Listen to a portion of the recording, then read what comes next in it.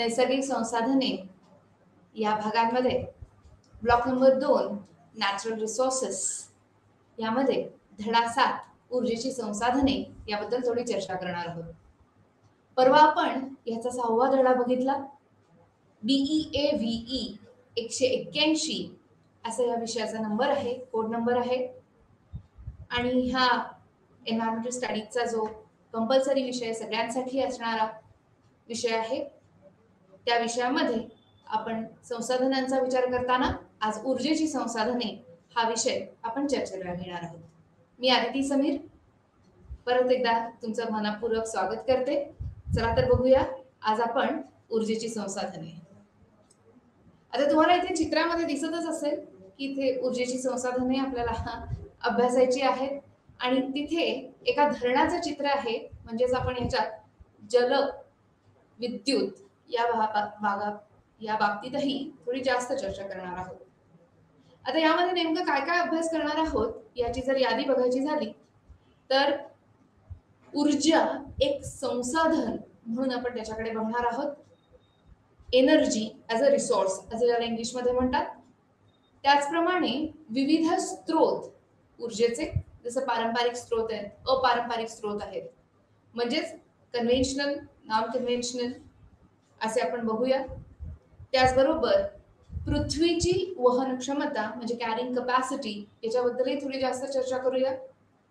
आणि तसंच भविष्यामध्ये किंवा शाश्वत विकासासाठी आपल्याला ऊर्जेच्या किती गरजा आहेत आणि त्याचं संवर्धन आपण कशा प्रकारे करू शकतो याबद्दलही थोडी चर्चा आजच्या या भागात आपण नक्की करूया. आता पहिला भाग बघायचा झाला तर हा जो ब्लॉक आहे, ब्लॉक नंबर 2 BEAVE 181 चा, तर याचं नाव आहे नैसर्गिक संसाधने. या आधीच्या भागांमध्ये आपण भू आणि जलसंसाधने हे दोन वेगवेगळ्या भागांमध्ये बघितलेले आहेत. वनसंसाधने याच्याबद्दलही आपण खूप जास्त चर्चा केलेली आहे एका पूर्ण भागामध्ये. आणि परवाच्या भागात म्हणजे बुधवारच्या भागात आपण जैविक विविधता, मूल्य आणि सेवा याबद्दल अधिक चर्चा केली होती. पुढे जायचं झालं तर आजच्या ह्या भागात आपण या सगळ्या गोष्टींचा वापर करूया किंवा अभ्यास करूया. ऊर्जा एक संसाधन, पुनर्निर्मितीकरणीय म्हणजेच अपारंपरिक आणि अपुनर्निर्मितीकरणीय किंवा पारंपरिक असे ऊर्जेचे स्त्रोत आणि पर्यावरण पूरक अशी ऊर्जा वापराचे प्रयत्न आपल्याला कसे साधता येतील आणि त्याच्यानी आपला आर्थिक विकास आपल्याला कसा घडवून आणता येईल याबद्दलचं आजचं हे थोडंसं वाचन आहे. जर आपण बघायचं झालं तर ऊर्जा ही आपल्याला काही नवीन नाही. म्हणजे ऊर्जेचा स्त्रोत हा मनुष्य प्राण्यांनी फार आधीपासून किंवा विकासाच्या फार पहिल्या टप्प्यामध्येच हा सुरू केला होता. आणि जर आजची स्थिती बघितली आपण तर असं म्हणता येईल की आपण विकास टप्प्याच्या सर्वात जास्त ऊर्जेच्या मागणीच्या कालखंडात आहोत. आता ही ऊर्जेची मागणी 14 वर्षात दुप्पट होतीये. म्हणजे दर 14 वर्षांनी पूर्ण असलेली ऊर्जेची मागणी ही डबल होतीये. बापरे, एवढे रिसोर्सेस आहेत का आपल्याकडे, एवढी संसाधनं आहेत का आपल्याकडे की आपल्याला ह्या डबल होणाऱ्या किंवा दुप्पट होणाऱ्या मागणीला सातत्याने पुरवठा देता येईल. आणि म्हणूनच असं म्हणतात की कुठल्याही देशाच्या विकासाचा मानदंड किंवा विकासाचं मोजमाप जर आपल्याला करायचं झालं तर किती ऊर्जा तो देश वापरतो आणि किती तयार करतो ह्यावर त्याचं मापन होऊ शकतं. आता आर्थिक विकासाच्या दृष्टीनेच नाही तर लोकसंख्या आणि ऊर्जेचा वापर असं जर गणित आपल्याला मांडायचं झालं तर मात्र फार मनोरंजक अशी माहिती मिळते आणि कधी कधी धक्कादायक असंही म्हणता येईल की भारताची लोकसंख्या जी जवळपास 18% आहे संपूर्ण जगाच्या लोकसंख्येच्या, मात्र संपूर्ण ऊर्जेच्या वापराच्या, जगाच्या संपूर्ण ऊर्जेच्या वापराच्या फक्त 3% ऊर्जेचा वापर ही भारतीय लोकसंख्या करते. म्हणजे आपण किती कमी ऊर्जा वापरतो भारतात असं आपल्याला याच्याकडे बघून वाटेल आणि ते खरोखरच आहे. म्हणजे पूर्ण लोकसंख्येच्या जवळजवळ 1/5 आपल्याकडे लोकसंख्या आहे, मात्र ऊर्जेचा वापर फक्त 3%. आणि ह्याच्या बरोबर उलटी परिस्थिती आपल्याला अमेरिकेसारख्या प्रगती झालेल्या देशांमध्ये किंवा विकसित झालेल्या देशांमध्ये दिसून येते. लोकसंख्या किती? फार तर 5 ते 6%, आणि वापर ऊर्जेचा मात्र जगाच्या 30%. आणि म्हणताना मात्र हे प्रगत देश असं म्हणतात की भारत आणि चीन हे 2 देश जास्त प्रदूषण करतात, कारण त्यांची लोकसंख्या जास्त ना. बघा हा, म्हणजे वापर ऊर्जेचा जो करतो तो प्रदूषण जास्त करतो, साहजिकच आहे. पण इथे जर बघायचं झालं तर लोकसंख्या ज्याची जास्त आहे त्याला मात्र इथे अपराधी ठरवलं जात आहे. आता पुढचा भाग बघायचा झाला तर भारतातले 80% लोक लाकूड, शेणाच्या गोवऱ्या, शेत कचरा या सगळ्यावर अवलंबून आहेत ऊर्जेसाठी. आता हे किती पारंपरिक स्रोत आहेत ऊर्जेचे तुमच्या सहज लक्षात येईल. आणि शहरी भागात जर आपण बघितलं तर शहरी भागात जास्त आपण पेट्रोल, डिझेल, केरोसिन किंवा नैसर्गिक वायू अशा पद्धतीच्या जीवाश्म इंधनांचा वापर जास्त बघता येतो आपल्याला. आता ह्या सगळ्यामध्ये होतंय काय की आपला विकास जसा जसा होतोय तसंच इंधन वापर हे अतिशयोक्त बघता येतं सगळीकडे. आपण शोधू शकता नंबर्स किंवा स्टॅटिस्टिक्स जिथे आपल्याला प्रचंड ऊर्जेचा वापर, इंधनाचा वापर हा झालेला दिसतो. आणि त्यामुळे होणारे प्रदूषण आणि बाकीचे त्याच्यामुळे होणारे परिणाम याचा फार खोलवर अभ्यास आपल्या ह्या सगळ्या विषयात नक्कीच समाविष्ट आहे. पुढे जाऊयात आपण. आता जर आपल्याला ऊर्जेचं वर्गीकरण करायचं झालं तर आपल्याला इथे असं म्हणता येईल की अपारंपरिक आणि पारंपरिक स्रोत आपल्याला नक्कीच इथे अभ्यासावे लागतील. आता सोप्याच भाषेत म्हणायचं झालं तर अपारंपरिक स्रोत हे नवीन स्रोत आहेत. नवीन स्रोत म्हणजे नव्याने निर्माण झालेत का? नाही, त्याचा वापर करण्याची पद्धत ही नवीन आहे, किंवा त्यांना असलेला ऍक्सेप्टन्स, त्यांची स्वीकृती ही नवीन आहे. आणि दुसरा जो भाग आहे तो अगदी पिढ्यानपिढ्या आपण जे ऊर्जेचे स्रोत वापरत आलेलो आहोत त्यांचं इथे हे वर्गीकरण दिसतं, म्हणजेच परंपरागत ऊर्जेचे स्रोत. आता जर तुम्ही खोलवर जाऊन ह्याचा विचार थोडासा जास्त केला तर तुमच्या असं लक्षात येईल की पारंपरिक स्रोतांनाच आपण अनवीनकरणीय किंवा अनवीकरणीय स्रोत असंही म्हणतो, म्हणजे ज्याचा आपण परत एकदा नवीन होऊन ते आपण मिळवू शकणार नाही अशा पद्धतीचे ऊर्जेचे स्रोत. आणि म्हणूनच आपल्याला इथे असं म्हणता येईल की पारंपरिक ऊर्जा स्रोत जे आहेत तर ते पारंपरिक ऊर्जा स्रोत आपल्याला परत परत मिळू शकणार नाहीत. एकदा वापरला की स्रोत पूर्णपणे नाहीसा होतो. हा, अर्थात काही भाग त्याच्यातला अर्धवट राहून आणखीन प्रदूषण निर्मिती करतो, परंतु तो प्रकार किंवा तो पदार्थ आपण परत एकदा इंधन म्हणून वापरू शकत नाही. आता हे सगळे कुठले पारंपरिक स्रोत आहेत तर पेट्रोल आहे, डिझेल आहे, खनिज तेल आहे, नैसर्गिक वायू आहेत. हे सगळे साठे अतिशय मर्यादित आहेत, अतिशय लिमिटेड आहेत, थोडे कमी आहेत. आणि म्हणूनच ते संपून जाण्याचा धोका आहे तो आपण वेळीच लक्षात घेतला नाही तर शाश्वत विकासाचं आपलं जे उद्दिष्ट आहे ते गाठायला आपल्याला फार त्रास होईल. म्हणून आपण असं म्हणू शकतो की पारंपरिक स्रोतांमध्ये अजून काय बरं आपल्याला बघू शकतो की आपण आपल्याला काय पद्धतीने आपण इथे अभ्यास करू शकतो. तर इथे आपल्याला गाई म्हशींच्या शेणापासून बनवलेल्या गोवऱ्या, वनस्पतींचा पालापाचोळा, लाकूड, कोळसा आणि यासारखेच विविध प्रकारचे बघायला मिळतात. आता काही वेळेच्या अभावी या चित्रामध्ये थोडीशी गडबड दिसते बरं का मला. जलविद्युत आणि अणुऊर्जा हे 2 आपल्याला अपारंपरिक स्तोत्रांमध्ये, ऊर्जेच्या स्तोत्रांमध्ये हे अभ्यासावे लागतील. त्यामुळे तसा मात्र त्याचा जे मॉडिफिकेशन आहे किंवा जे त्याच्यात थोडंसं आपल्याला इकडचं तिकडे थोडंसं करून घ्यावं लागणार आहे तेव्हा नक्की करून घ्या.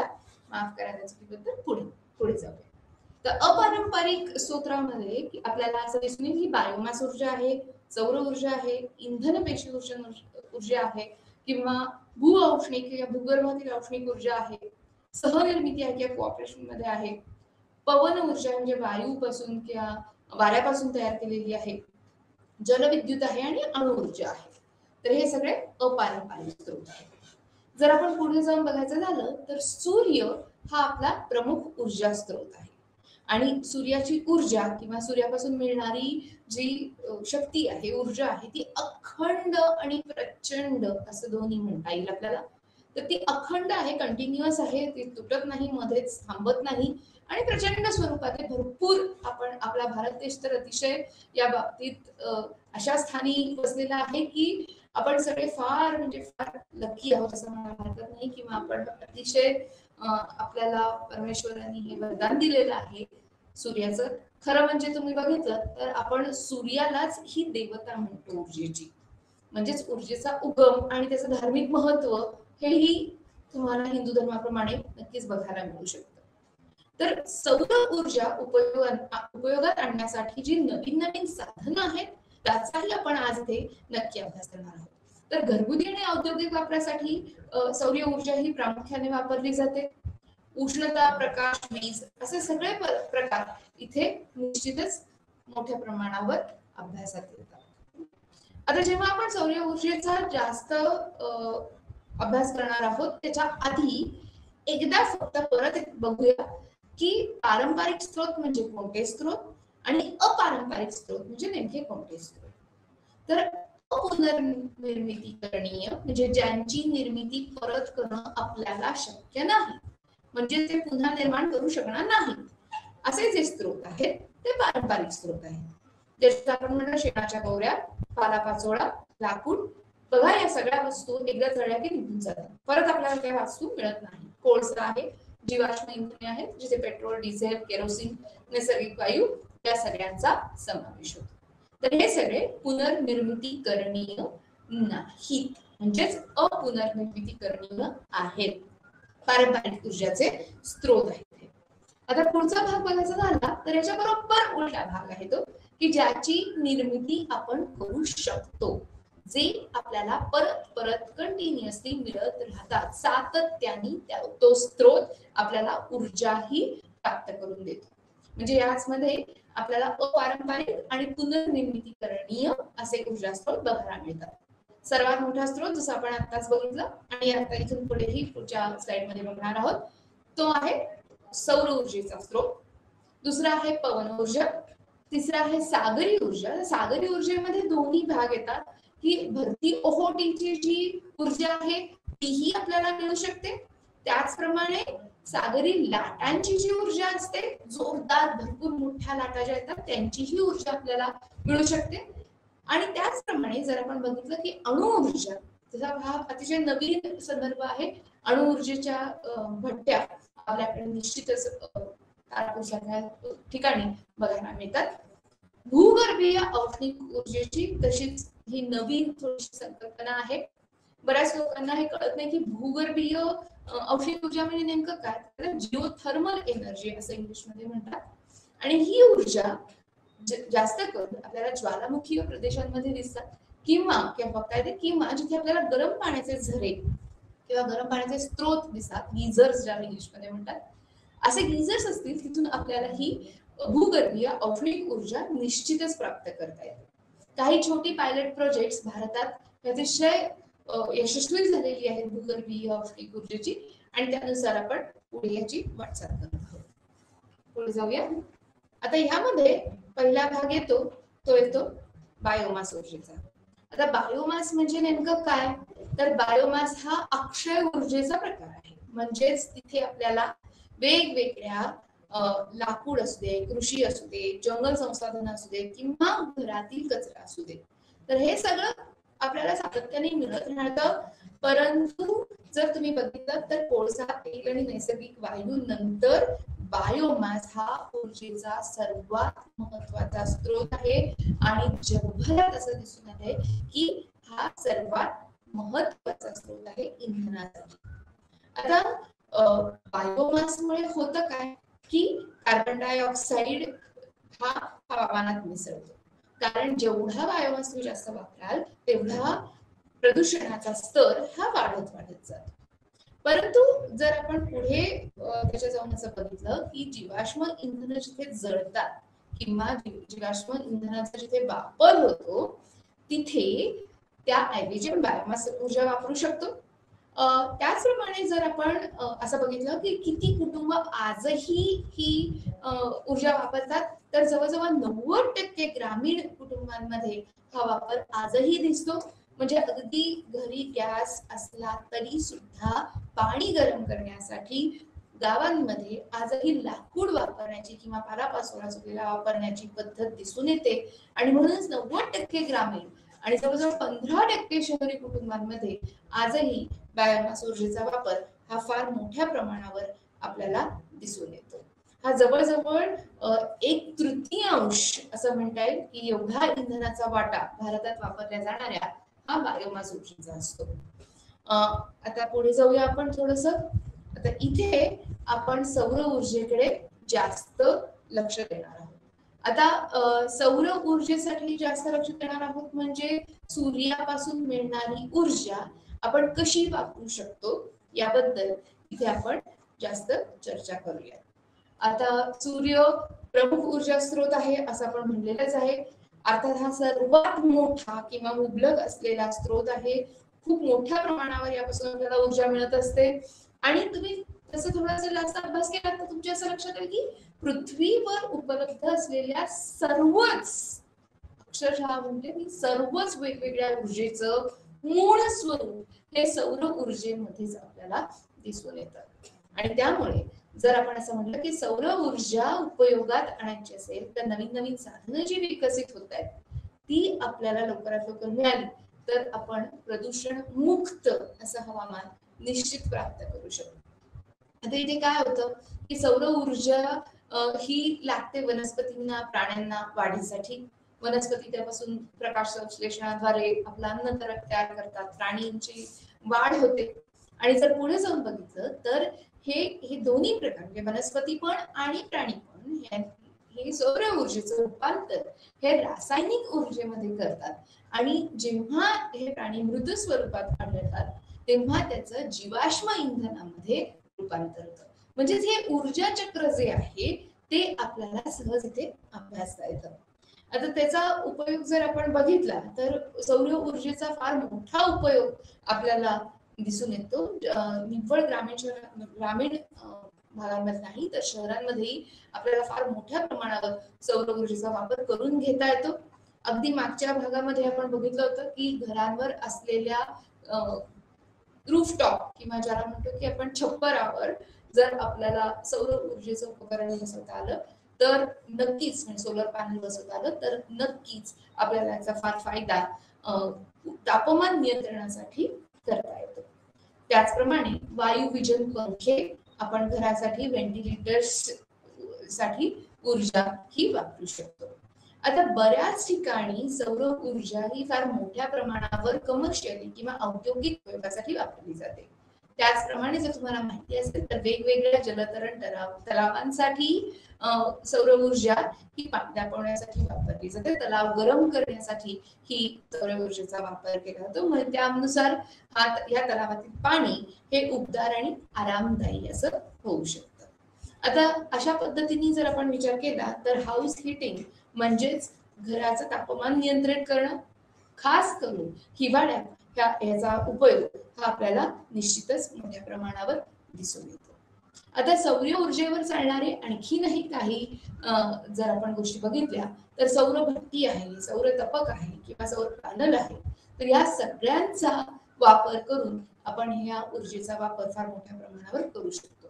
आता ही सौर ऊर्जा एकत्रित कशी केली जाते तर वेगवेगळ्या प्रकारचे आरसे वापरून ही ऊर्जा एकत्रित केली जाते. आणि प्रामुख्याने भारतात जर बघितलं तर आपण पाणी गरम करण्यासाठी सौर ऊर्जेचा वापर करतो आणि अन्न शिजवण्यासाठी हा वापर जास्त प्रमाणात आपल्याला पूर्ण भारतभर हा आढळतो. आता खरं बघायचं झालं तर भारत सरकार म्हणजे शासनाने एवढे प्रयत्न केलेले आहेत की सौर ऊर्जेचा हा जास्तीत जास्त आपल्याला वापर करता यावा. कारण मी मगाशी म्हटलं तसं की आपलं भारताचं जे स्थान आहे त्याला लोकेशन म्हणतात तर ते स्थान इतकं चांगलं आहे की आपल्याला 12ही महिने फार मोठ्या प्रमाणावर सूर्यप्रकाश हा उपलब्ध असतो. म्हणजे असं नाही की हिवाळ्यात किंवा पावसाळ्यात अजिबातच सूर्यकिरण पडणार नाही, तर कधी कधी प्रत्यक्ष किंवा अप्रत्यक्षरित्या मात्र आपल्याला सौर ऊर्जा ही मिळतच राहते. आणि आपल्या स्थानकामुळे या स्थानामुळे भारताच्या हा फार मोठा ही फार मोठी संधी किंवा उपलब्धता आपल्याला दिसून येते. आता त्याचा फायदा आपण असा करून घेतलेला आहे की भाटला नावाच्या ठिकाणी राजस्थान मधल्या सर्वात मोठा सोलर पार्क हा आपण तयार केलेला आहे आणि फार मोठ्या प्रमाणावर ऊर्जा निर्मिती इथे सातत्याने चालू असते. आता ही इथे जर तुम्ही फोटोत बघितलं किंवा पिक्चर मध्ये बघितलं तर हा शासनाने उपलब्ध करून दिलेला फोटो आहे आपल्यासाठी. खूप लांबवर बघितलं तरी तुम्हाला नुसते सोलर पॅनल दिसतील या चित्रात. तर अशा प्रकारचं फार मोठं क्षेत्र तुमच्या लक्षात येईल फार सहजरित्या की राजस्थान हा वाळवंटी प्रदेश आहे, त्या जमिनीचा शेतीसाठी उपयोग होणार नाहीये. मग अशा प्रकारचे प्रोजेक्ट, अशा प्रकारचे प्रकल्प जर आपण घेतले तर निश्चितच या जमिनीचा फार मोठ्या प्रकाराने आपण उपयोग करून घेऊ शकतो. तर हा राजस्थानचा भाग आहे. त्याचप्रमाणे जर जमीन वापरायची नसेल, कारण जमीन ही शेतीसाठी वापरता येते, विकासाच्या इतर कामांसाठी जसं रस्ते आहेत किंवा दुसऱ्या भागासाठी वापरता येते किंवा वस्त्यांसाठी वापरता येते, म्हणून तेलंगणामध्ये जर तुम्ही बघितलं तर समुद्र पाण्यावर किंवा समुद्राच्या पाण्यावर तरंगता सोलर प्लांट हा आपण बसवलेला आहे. रामागुंडम नावाची जी आहे जो प्रदेश आहे तिथे हा मोठा तरंगता सोलर प्लांट आपण फार यशस्वीरित्या बसवला आहे. आणि अशाच प्रकारची नांदी आपल्याला कर्नाटक राज्यात सुद्धा बघायला मिळते. म्हणजे तमिळनाडू, केरळ, कर्नाटक आणि आंध्र या सगळ्या दक्षिणेकडच्या प्रदेशांमध्ये फार मोठ्या प्रमाणावर ही अपारंपरिक ऊर्जेच्या स्रोतांची निर्मिती फार मोठ्या प्रमाणावर होते. अजूनही तुम्ही पुढच्या काही चित्रांमध्ये तुमच्या असं लक्षात येईल की पवन ऊर्जा आणि तिच्याबद्दलच्या टर्बाईन्स या खूप मोठ्या प्रमाणावर आपण ह्या प्रदेशामध्ये बघू शकतो. म्हणजेच आपण म्हटलं की सौर ऊर्जेचा वापर हा पाणी गरम करण्यासाठी, शेतीसाठी, हरितगृह चालवण्यासाठी किंवा पिकं आणि धान्य सुकवण्यासाठी किंवा ड्राय करण्यासाठी याच्यासाठीही आपण याचा मोठ्या प्रमाणावर वापर करून घेऊ शकतो. पुढे जाऊया. अच्छा, माझा एक पॉइंट घेतला राहिला बरं का. इथे आपण मेगा किचन्स बद्दल बोलतोय. तुम्ही ऐकलं असेल की खूप मोठ्या प्रमाणावर म्हणजे जवळजवळ 20,000, 50,000 किंवा त्याही पेक्षा 1-1 लाख मुलांना रोजचं जेवण मिड डे मीलच्या आधारावरती रोजचं जेवण उपलब्ध करून देणाऱ्या विविध संस्था आहेत. त्या संस्था प्रामुख्याने सौर ऊर्जेचा वापर करून हे जेवण तयार करतात. म्हणजे मेगा किचन्स जर तुम्ही बघितले असतील त्याच्यावरचे काही कार्यक्रम किंवा जरूर शोधून काढा. फार चांगल्या संस्था, या शैक्षणिक संस्था या कार्यक्रमात फार मोठ्या हिरिरीने भाग घेत आहेत. आणि ओरिसापासून, आसामपासून ते दक्षिणेकडे कर्नाटकापर्यंत किंवा ते तमिळनाडूपर्यंत आपल्याला ही मेगा किचन्स बघता येतात. आणि ही मेगा किचन्स पूर्णपणे ही सौर ऊर्जेचा वापर करूनच ते अन्न शिजवतात. आता अशा प्रकारची मेगा किचन्स आपल्याला काही देवस्थानांमध्ये सुद्धा आढळतात. आणि ही देवस्थानं ती हिंदूंची असू देत किंवा शीख बंधूंची असू देत, तर ह्या सगळ्या देवस्थानांमध्ये आपल्याला सौर ऊर्जेचा फार मोठ्या प्रमाणावर वापर करणं हे वापर केलेला हा बघता येतो. पुढे जाऊया. आता निव्वळ मेगा किचन्स मध्ये नाही तर छोट्या छोट्या गावांमध्ये सुद्धा सौर ऊर्जेचा खूप मोठ्या प्रमाणावर वापर केला जातो. जसं तुम्ही चित्रात बघताय हा एक सोलर कुकर आहे. अन्न शिजवण्यासाठी त्याचा फार मोठ्या प्रमाणात उपयोग करतात. पण त्याचप्रमाणे पथदिवे म्हणजे आपल्याला स्ट्रीट लाईट्स म्हणता येईल, तर हे पथदिवे आपल्याला सोलर एनर्जीनी किंवा सोलर रिसोर्सेसनी आपल्याला सौर ऊर्जेनी लावता येतात. किंवा ग्राम विद्युतीकरण, छोट्या छोट्या गावांचं पूर्णच्या पूर्ण विद्युतीकरण हे सौर ऊर्जेमार्फत केलं गेलेलं आहे. आता काही अजून त्याचे उपयोग बघितले तर खारट पाण्याचं विलवणीकरण सुद्धा आपल्याला बघता येतं या प्रकारच्या ऊर्जेच्या वापरामध्ये. आता हे जितके लोक ह्याच्याबद्दलचा जास्त विचार करतायत तितकं आपण आपल्या शहरी वास्तुकलेमध्ये त्याचा उपयोग जास्त केलेला बघतोय. कितीतरी मोठी 5 स्टार हॉटेल्स, मोठाली रेस्टॉरंट्स आपल्या कन्स्ट्रक्शनमध्ये किंवा बांधकामामध्ये असा विचार करतात की कमीत कमी ऊर्जेचा स्रोत किंवा ज्याला म्हणता येईल पारंपरिक ऊर्जेचा स्रोत कमीत कमी करून जास्तीत जास्त अपारंपरिकरित्या ही ऊर्जा प्राप्त करून आपली वास्तू ही पूर्णपणे किंवा जास्तीत जास्त zero garbage and renewable energy resource consumption असं म्हणून आपल्याला पुढे ठेवता येईल लोकांच्या किंवा ग्राहकांच्या याचा ह्या प्रकारचे मॅनेजमेंट या व्यवस्थापन निश्चितच सातत्याने विचार करत आहे. तर पुढे जाऊया. तर निव्वळ सौर ऊर्जा नाही तर आपल्याला त्याहीपेक्षा पुढे जाऊन काही आणखीन वेगळ्या प्रकारच्या किंवा इनोव्हेटिव्ह नवीन अशा निर्मिती प्रक्रिया इथे बघता येतील. तर त्यामध्ये आपल्याला पहिली बघता येईल ती सागरी लाटांपासून जी ऊर्जा निर्मिती करतात किंवा सागराच्या भरती आणि ओहोटीच्या ज्या प्रक्रिया आहेत त्यापासून जी ऊर्जा आपल्याला मिळू शकते त्याबद्दल आपण इथे विचार करणार आहोत.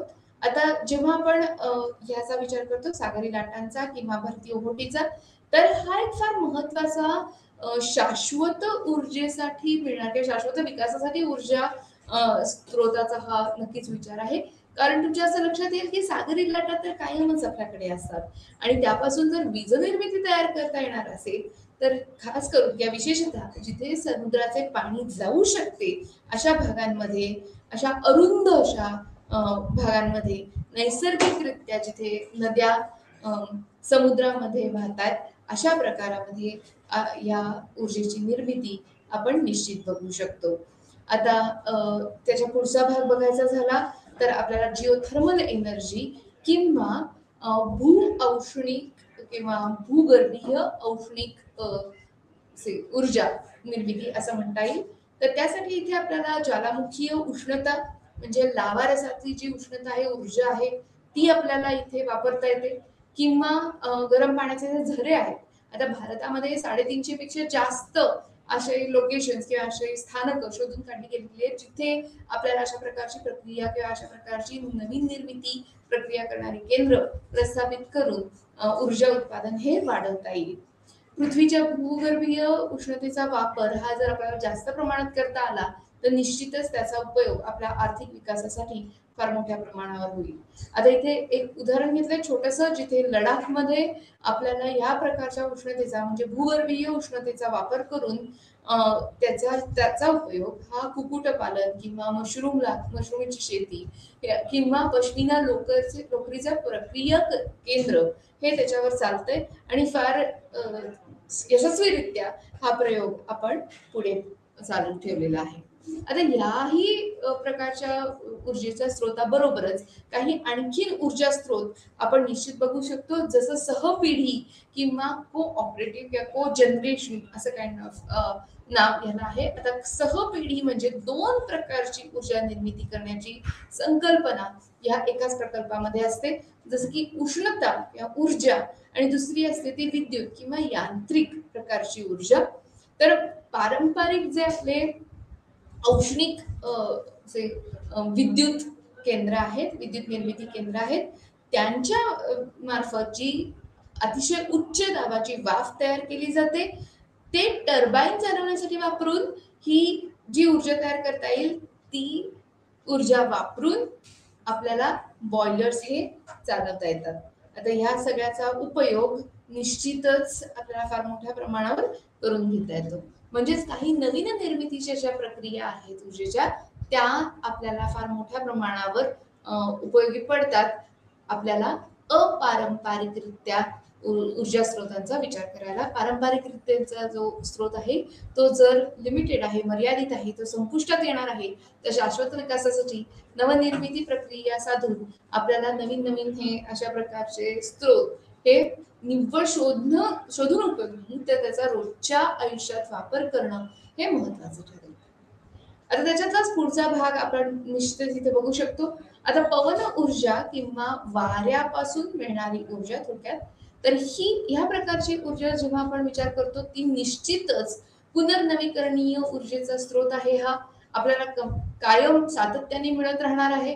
आणि जर आपण बघितलं असेल की जर तुम्ही कधी भारताचा नकाशा फार बारकाव्याने बघितला असेल किंवा त्याच्या नोंदी केल्या असतील तर तुमच्या असं लक्षात येईल की वाऱ्याचा वेग हा आपल्याला गुजरात आणि महाराष्ट्राच्या भागात किनारपट्टीवर आणि तामिळनाडूच्या किनारपट्टीच्या बाजूला हा फार मोठ्या प्रमाणावर आढळतो.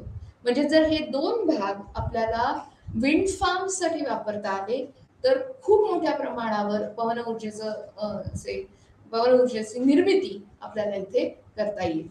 आता जेव्हा विंड फार्म म्हणतो तेव्हा फक्त एकच तिथे टर्बाईन नसते तर असंख्य टर्बाईन्स एखाद्या मोठ्या सपाट भूतलावर किंवा हिरॉकवर किंवा एखाद्या प्रदेशावर हे एकत्रितरित्या जर बांधणी त्यांची केलेली असेल तर त्याला विंड फार्म असं म्हणतात. फार मोठं वाऱ्याचं शेत असंही त्याला मराठीत म्हणता येईल, काहीच हरकत नाही. तर पक्ष्यांसाठी मात्र हे मोठाले जे टर्बाईन्स आहे तुम्ही चित्रात बघू शकता त्याची पाती जी आहेत ती खूप मोठी विस्तारित प्रकारची पाती आहेत आणि फार जोराने जर फार जास्तीचा जोरात वारा जर खास करून समुद्र किनारी जर या टर्बाईन्स असतील तर त्या फार जोराने फिरतात आणि त्यामुळे तिथल्या असणाऱ्या पक्ष्यांसाठी त्या हानिकारक ठरू शकतात. आता हा भाग झाला पक्ष्यांसाठी किंवा पर्यावरणाच्या दृष्टीने. पण अजून एका फार मोठ्या प्रकारचा प्रश्न टर्बाईन्सच्या जवळ आपल्याला दिसून येतो की जी गेल्या 10 वर्षात 15 वर्षात वापरली जाणारी टर्बाईन्स आहेत पवन ऊर्जेसाठी किंवा विंड एनर्जीसाठी ती खूप मोठ्या प्रमाणावर आवाज करतात आणि ह्या आवाजाने आजूबाजूला राहणाऱ्या लोकांना ध्वनी प्रदूषणाचा त्रास हा ओघानेच होतो. आता हे टाळण्यासाठी अजून मोठा विकास आहे, कारण शेवटी असं म्हणतात की शोध ही आपली गरज आहे किंवा जननी आहे विकासाची. तर त्याप्रमाणे आपण जर बघितलं तर नवीन जी टर्बाईन्स येत आहेत आपल्याकडे उपलब्ध होत आहेत त्याच्यावर काम चालू आहे रिसर्चर्सचं. तर तिथे आपल्याला अजिबात आवाज न करणारी शांत टर्बाईन्स ही आपल्याला दिसू शकतात. आता जर ह्याचा आणखीन एक निगेटिव्ह किंवा डिसएडव्हान्टेज किंवा ज्याचा तोटा असं म्हणता येईल तो असा आहे की ह्याचा निव्वळ पक्ष्यांसाठी किंवा पर्यावरणाच्या दृष्टीने थोडासा त्याचा त्रास होतो, त्याचप्रमाणे ध्वनी प्रदूषण होतं. परंतु सगळ्यात महत्वाची गोष्ट म्हणजे जर तिथे वाराच नसेल तर या टर्बाईन्स पूर्णपणे निरुपयोगी ठरतात आणि जर त्याच्यामध्ये काही बिघाड उत्पन्न झाला तर तो बिघाड दुरुस्त करण्यासाठी खूप मोठी किंमत ही आपल्याला मोजावी लागते. म्हणजे दुरुस्ती तर महाग असतेच, पण जर वाराच नसेल किंवा काही दिवस या प्रदेशामध्ये वाऱ्याचं प्रमाण अत्यल्प असेल तर मात्र या सबंध आपल्या बांधणीची ही निरुपयोगी स्थिती आपल्याला बघायला मिळते. आता या बरोबरच आपण जर बघितलं असेल तुम्ही जर विचार केला असेल किंवा आणखी नवीन नवीन व्हिडिओज बघितले असतील तर तुमच्या असं लक्षात येईल की आपण ग्रीन हायड्रोजन याला सुद्धा तितकंच महत्व आजच्या काळात आपण देतोय. आता ग्रीन हायड्रोजन म्हणजे नेमकं काय आहे त्याचा थोडासा विचार आपण इथे करूया. ग्रीन हायड्रोजनची जी प्रोजेक्ट्स आहेत ती हायड्रोजन पासूनच निर्माण झालेली आहेत, परंतु ग्रीन हायड्रोजन जसं खरं सांगू का हायड्रोजन मध्ये ना खूप वेगवेगळ्या प्रकारचे रंग हे आपोआपच येतात. म्हणजेच ग्रे हायड्रोजन आहे किंवा ब्लू हायड्रोजन आहे. तुम्ही आणखीन जास्त अभ्यास केला तर तुम्हाला पिंक हायड्रोजन सुद्धा अभ्यास करायला मिळेल. तर हे जे वेगवेगळ्या प्रकारचे हायड्रोजन आहेत त्यांची निर्मिती प्रक्रिया कशी आहे त्याच्यानुसार ते हायड्रोजनचे प्रकार हे ठरवले जातात. जेव्हा जास्त मिथेन वापरून निर्मिती केली जाते हायड्रोजनची तेव्हा तो ग्रे हायड्रोजन असं त्याला संबोधलं जातं. किंवा मिथेन आणि कार्बन डायऑक्साईड कॅप्चरिंग असेल तर ब्लू हायड्रोजन होतो. परंतु जर आपल्याला ग्रीन हायड्रोजन करायचं असेल तर याच्या मागची संकल्पना अशी आहे की उत्पादनात आणि वापरात या दोन्हीमध्ये अजिबात प्रदूषण हे होत नाही. म्हणजे ग्रीन हायड्रोजन हे उत्पादन आणि वापरामध्ये प्रदूषण हे होत नसतं. ओके.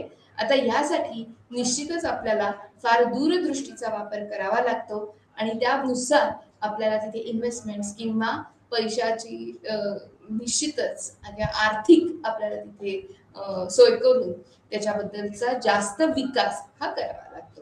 आता ग्रीन हायड्रोजन कुठल्या कुठल्या इंडस्ट्रीजमध्ये किंवा कुठल्या कुठल्या औद्योगिक क्षेत्रांमध्ये जास्तीत जास्त उपयोगी पडेल असं जर एक्सपर्ट्सचं मत आपण बघितलं किंवा अभ्यासकांना आपल्याला आपण विचारलं तर आपण हे जरूर समजू शकतो की ग्रीन स्टील उत्पादन हे आपल्याला आज खूप मोठा विषय आहे हा. जर तुम्ही आत्ता चाललेल्या किंवा तत्कालिक आपल्या जर वेगवेगळ्या वेबिनार्स किंवा सेमिनार्सला उपस्थित राहिलात तर तुमच्या असं लक्षात येईल की ग्रीन स्टीलचं प्रोडक्शन आणि दळणवळण म्हणजेच ट्रान्सपोर्टेशन या दोन्ही भागांमध्ये आपल्याला ग्रीन हायड्रोजनची फार मोठ्या प्रमाणावर उपयोग करण्याची संधी ही मिळू शकते.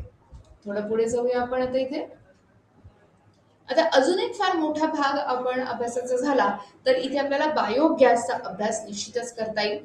आता बायोगॅसच्या निर्मितीसाठी अगदी लहानपणापासून आपण हा विषय आपल्या एन्व्हायरमेंटच्या पुस्तकांमध्ये वापरत आलेलो असतो, वाचत आलेलो असतो, अभ्यास करत आलेलो असतो.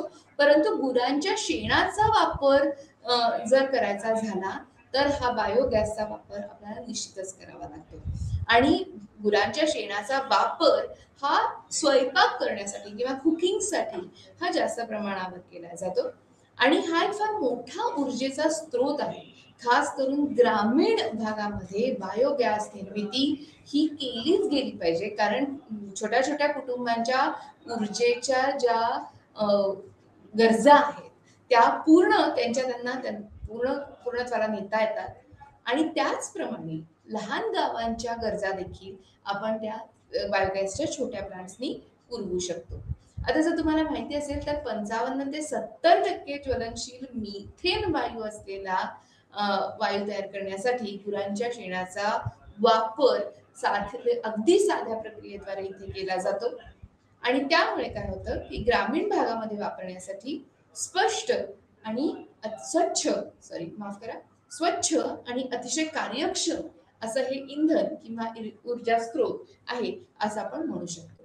आता इथे वापर कुठल्या कुठल्या गोष्टीचा होतो तर वॉटर हायसिन्थचा इथे वापर होतो, त्याचप्रमाणे लेट्यूसचा वापर होतो.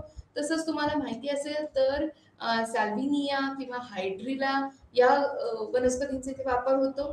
तसंच बदक तण आणि शैवाल हे देखील इथे फार मदत करतात.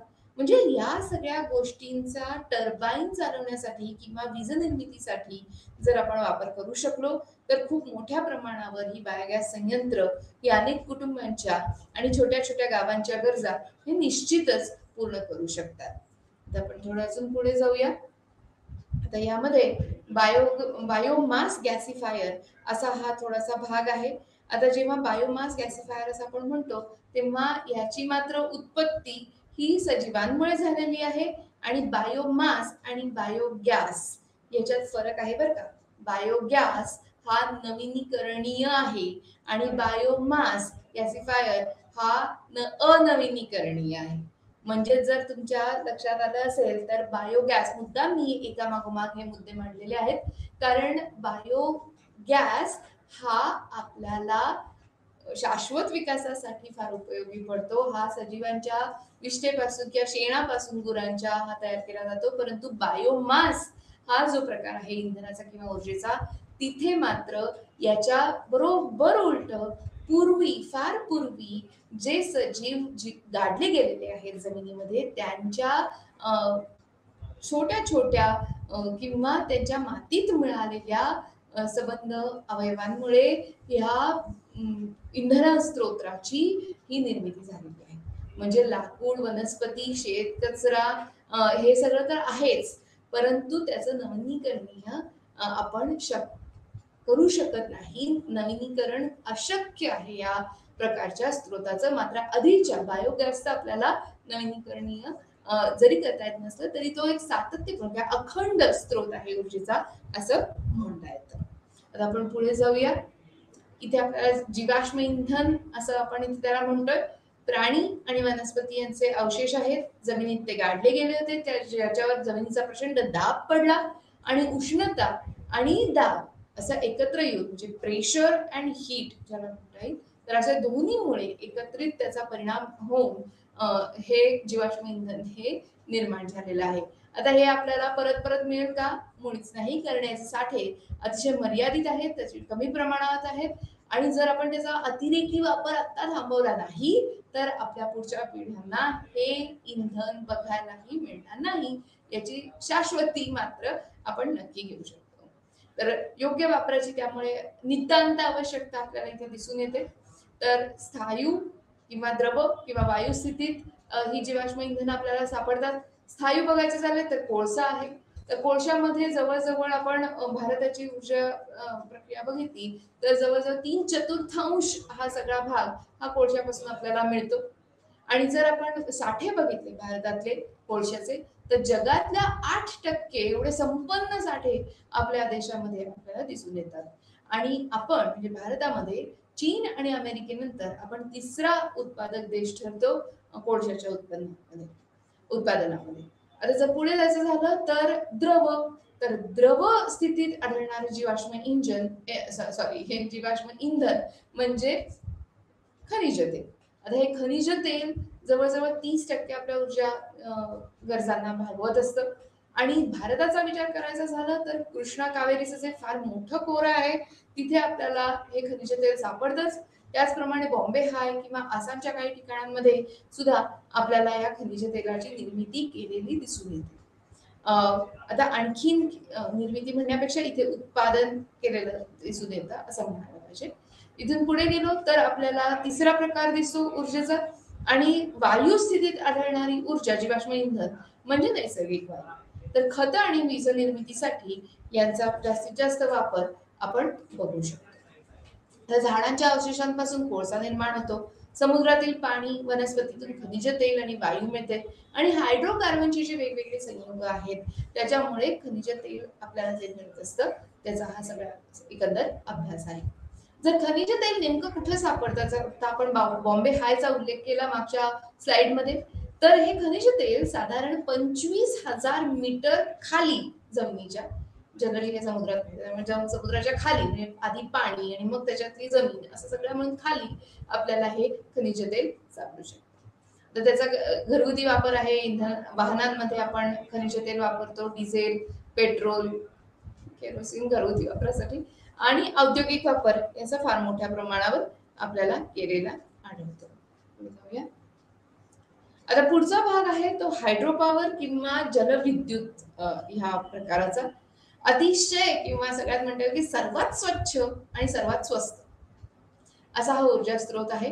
म्हणजेच आपल्याला एकदा धरण बांधल्यानंतर अतिशय प्रदूषण कमीत कमी किंवा न होता, प्रदूषण पूर्णपणे न होता आपल्याला हा ऊर्जा स्रोत उपलब्ध करून देतो, इंधनाची गरज पुरवतो. तर यासाठी आपण दुर्गम आणि ग्रामीण भागात जर छोटे छोटे प्रकल्प प्रस्थापित केले तर त्याचा फार मोठा उपयोग या वस्त्यांना होत असतो. होतं का की फार मोठी धरणं जर बांधली गेली असतील तर जेवढा मोठा प्रकल्प तेवढे मोठे त्याच्याशी जोडलेले विवाद असं एखाद्याला म्हणता येईल निश्चितच. आणि हे फक्त भारतात नाही तर जगभर असं बघण्यात आलेलं आहे. कारण धरणांमुळे फार मोठ्या गोष्टी बदलल्या जातात, परिसंस्थांमध्ये फार मोठे बदल घडतात.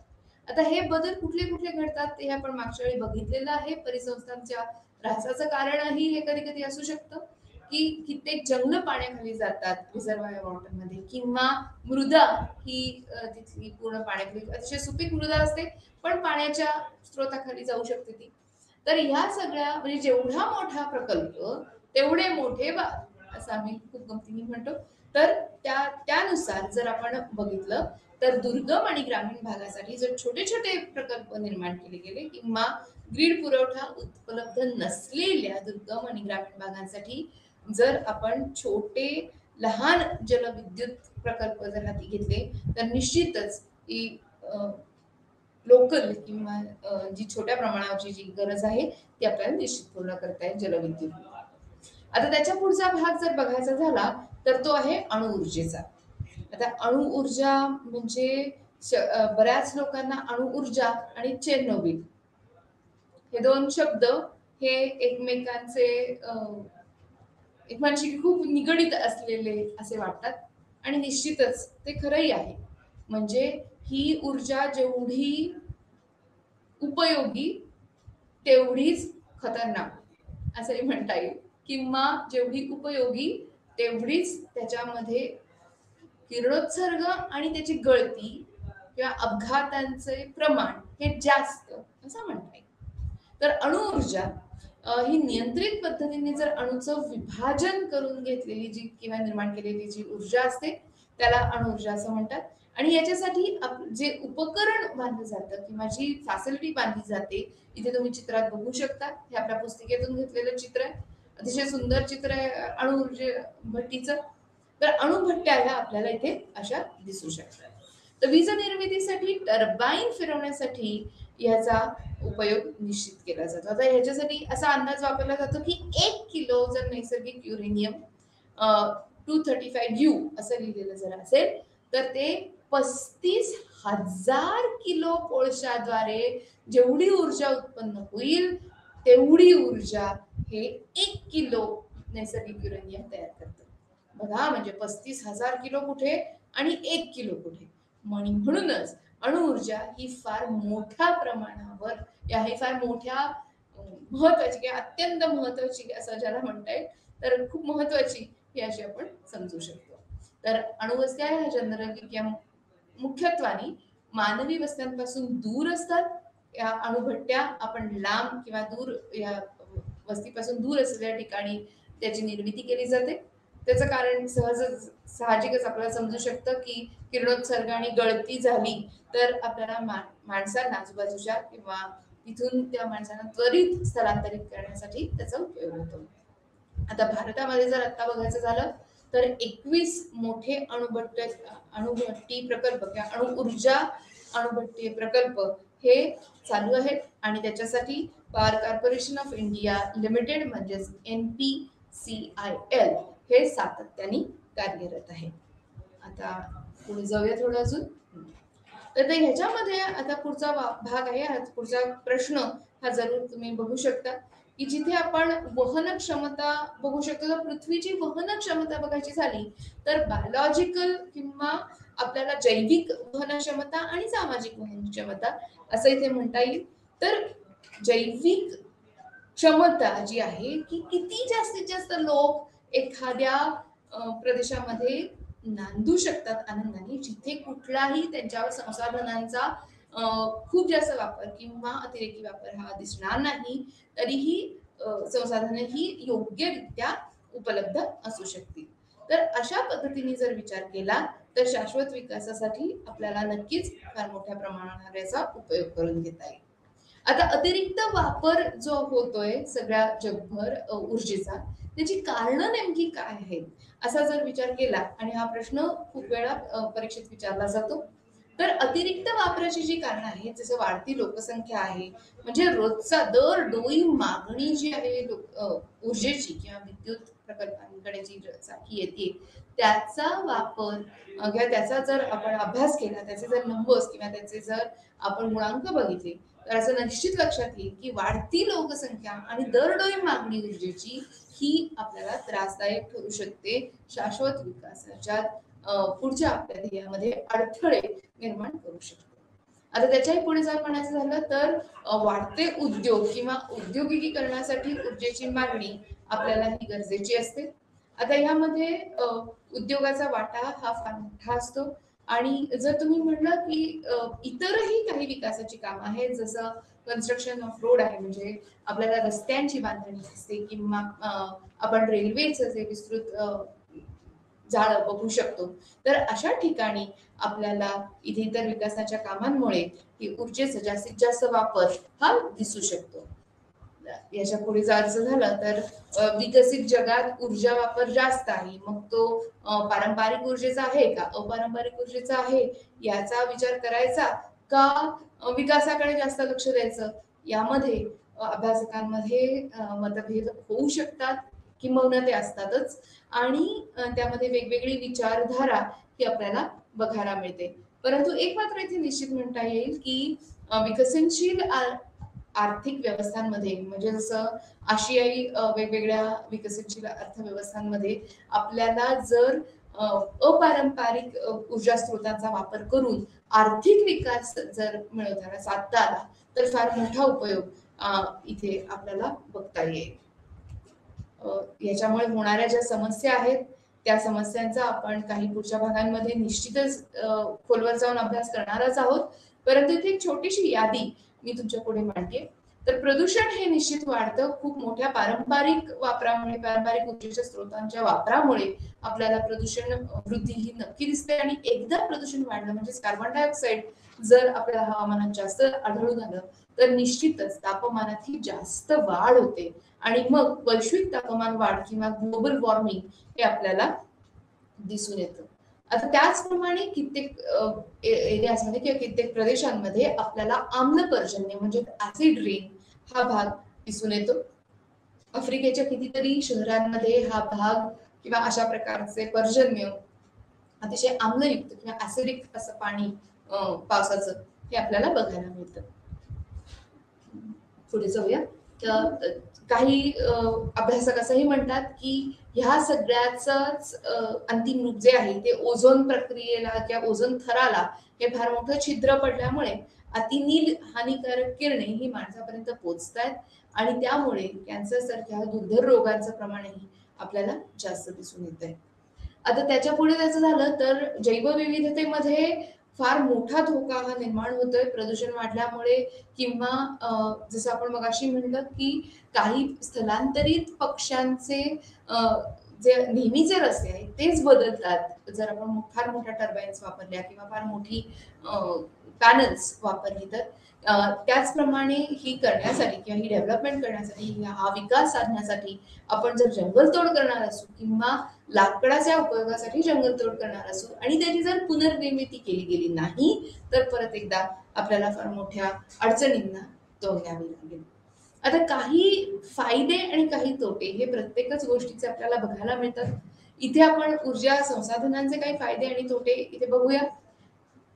फार सामान्यपणे आपण असं म्हणू शकतो की प्रदूषण निर्मिती जिथे होते पारंपरिक ऊर्जा स्रोतांमुळे तेथेच जर आपण अपारंपरिक ऊर्जा स्रोत वापरले तर प्रदूषण हे नियंत्रितही केलं जातं. त्यामुळे कुठल्या प्रकारचा ऊर्जा स्रोत आहे त्यानुसार ते फायदे आणि तोटे हे आपल्याला उत्तरात लिहावे लागतील.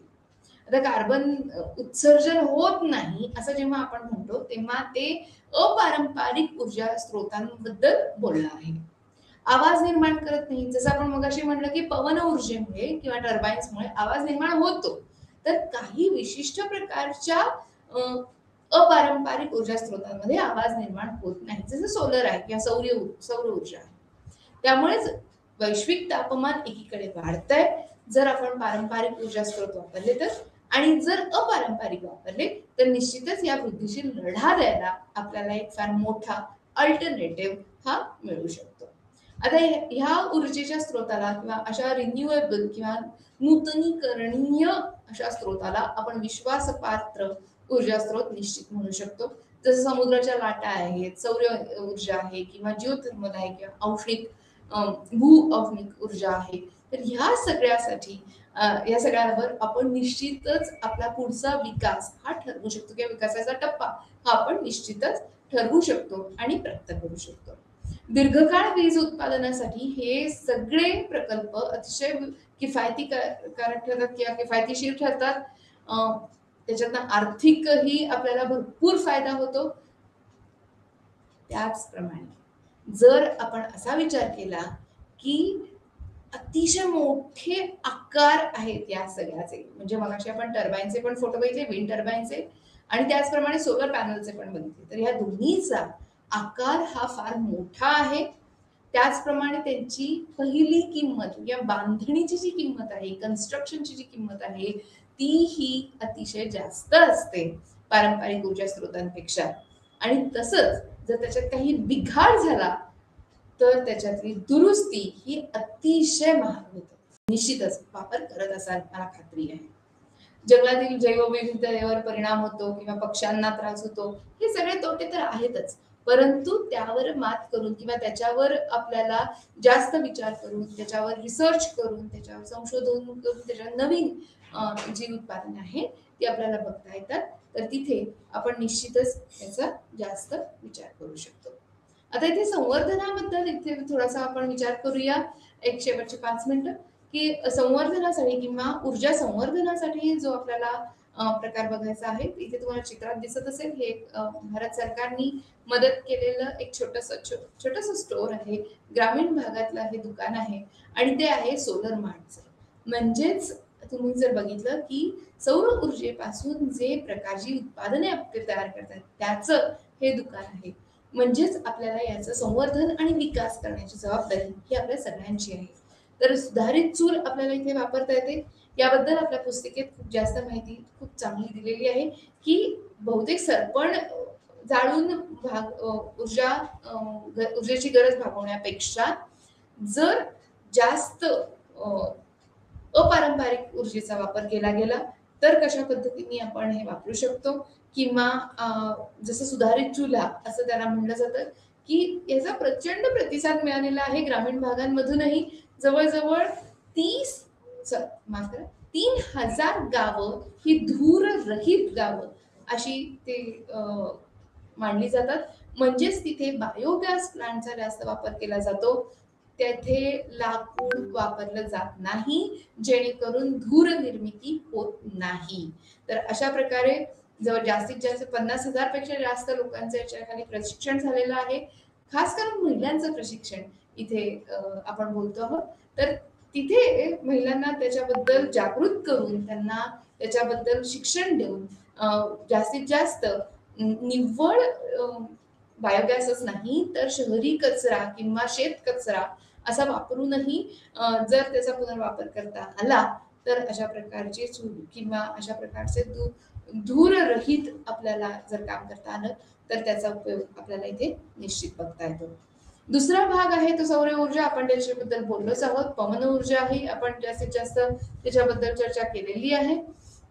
आता आणखी थोडे बघायचं झाल्या गोष्टी तर ह्या गोष्टी आपल्या पुस्तिकेत तुम्हाला कदाचित सापडणारही नाहीत, परंतु ह्या जर तुम्ही पेपरमध्ये लिहिल्या तर तुम्हाला निश्चितच जास्त फायदा होईल. त्यामध्ये अक्षय ऊर्जा स्रोतांच्या जर आपण भागात बघायचं झालं तर हा सगळा मिनिस्ट्री ऑफ एनर्जीच्या ऑथेंटिक वेबसाईट किंवा अतिशय महत्वाच्या अशा वेबसाईटवरून घेतलेला भाग आहे. तर ह्या पुनर्नवीकरणीय ऊर्जा स्रोतांच्या वापरात भारत जगात 4थ्या स्थानावर आहे. किती आनंद होतोय हे सांगताना. आपले सरकार आपलं शासन याचा पाठपुरावा सातत्याने करतंय आणि त्यासाठी वेगवेगळ्या स्कीम्स आपल्याला त्यांनी उपलब्ध करून दिलेल्या आहेत. तुम्ही बघत असाल इथे चित्रामध्ये नॅशनल ग्रीन हायड्रोजन मिशनचा हा फोटो आहे. पवन ऊर्जेत दुपटीने वाढ 2014 नंतर झालेली आहे. तर सौर ऊर्जेचं जर आपण बघितलं तर 25 पटीने जास्त सौर ऊर्जा आज भारतात वापरली जाते 2014 पेक्षा. सरकारचं यश इथे आपल्याला निश्चितच मांडण्यात दिसून येतं. आता स्त्रियांचा भाग हा किंवा सहभाग हा अनन्यसाधारण महत्वाचा ठरतो इथे. कारण जास्तीत जास्त पाणी तापवणे आणि घरगुती कामासाठी म्हणजेच अन्न शिजवण्यासाठी ह्या ऊर्जेचा वापर केला जातो आणि त्यामुळे स्त्रियांना त्याची जाणीव करून देणं आणि त्यांना जास्तीत जास्त शिक्षित करून त्यांचा सहभाग या प्रकल्पांमध्ये वाढवणं हे इथे शाश्वत विकासाच्या दृष्टिकोनातून फार महत्वाचं ठरतंय. हे सगळे स्वच्छ ऊर्जा प्रकल्प आहेत जिथे प्रदूषण अजिबात नाही. जसं आपण आता इथे म्हटलं होतं ग्रीन हायड्रोजन मिशन आहे त्याच्याबद्दलची चर्चा आपण निश्चितच केली होती. तर या सगळ्याचा उपयोग करून तुम्ही निश्चितच चांगले मार्क मिळवाल याची मला शाश्वती आहे. या भागात आज आपण इथेच थांबूया. परत भेटू पुढच्या भागात. नमस्कार.